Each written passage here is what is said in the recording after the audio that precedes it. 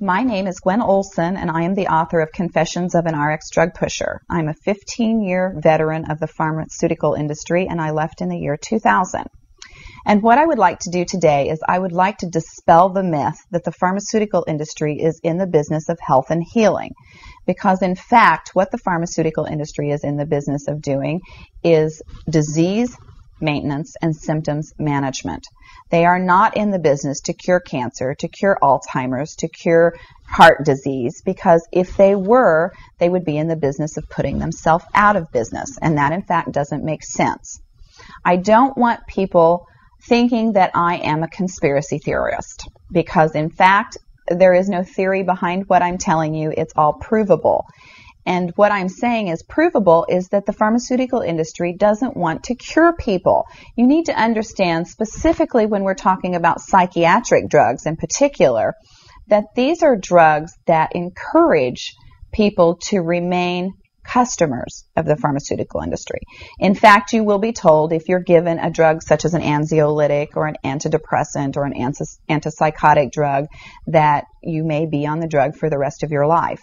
And very frequently people find that they are on the drugs for a very long period of time, if not permanently, because they're almost impossible to get off of.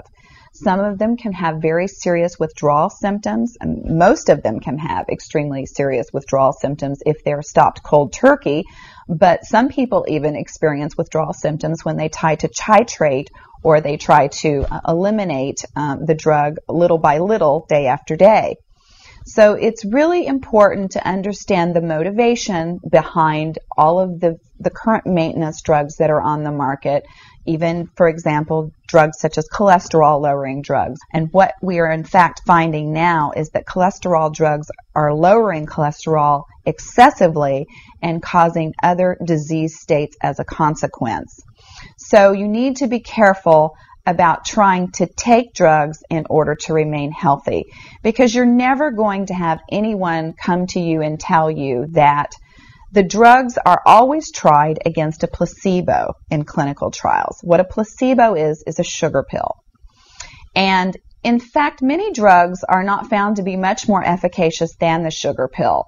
And in a case in point actually is the recent clinical trials that were released in the meta-analysis that came out of the UK on antidepressants, on the newer SSRI, selective serotonin reuptake inhibitor antidepressants. And what was found was the information that activists and other researchers have known for decades, was that antidepressants are no more effective than placebo, no more effective than sugar pills. But yet there are over 44 million people that have been taking these antidepressants, and a large number of them people that have mild to moderate depressive episodes. In fact, they prove that the antidepressants were not effective in anyone with the exception of some of the most severely depressed patients. And I can tell you from personal experience that there are a number of things that depressed patients can do to improve their mental status aside from drugs that are quite effective, and in fact more effective than placebo. Another recent study that was released showed that exercise was in fact more effective than either placebo or the antidepressant drug that they were compared to. But just like Bill Maher said in his show, you know, we're never going to hear any ads on television that are sponsored by anybody saying, you know, the New England Journal just announced that exercise is twice as effective as antidepressants in curing depression. Ask your doctor if getting your butt off the couch is right for you.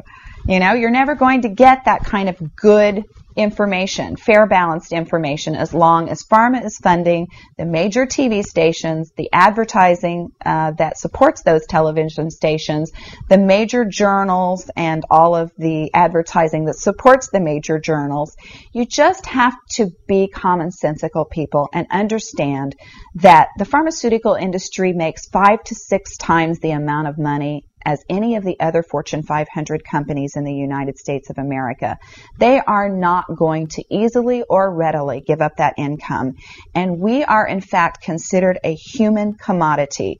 Our loved ones, our children, our elderly are considered cash cows that are preyed upon by pharmaceutical reps such as myself, who are encouraged to go in and build market shares without thinking about the consequences to patients, without knowing the misinformation that they are distributing, without being aware that the clinical data has been contrived, or that the patient populations have been cherry-picked, or that the side effects have been minimized and reported in such a manner that it doesn't present the information correctly.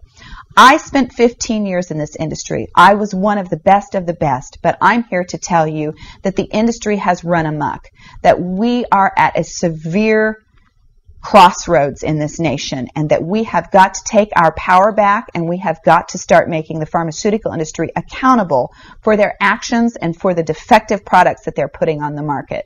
It won't be long before every American is affected by this disaster, and we need to be aware of what the differences are between diseases, between disorders, and between syndromes. Because if it doesn't have to be scientifically proven, if there are no tests, if there are no blood tests, CAT scans, urine tests, MRIs, if there is nothing to document that you have a disease, then you in fact do not have a disease, you have a disorder, and it has been given and has been diagnosed pretentiously, and you need to get yourself educated and understand that there are options, and those options are much more effective than drugs.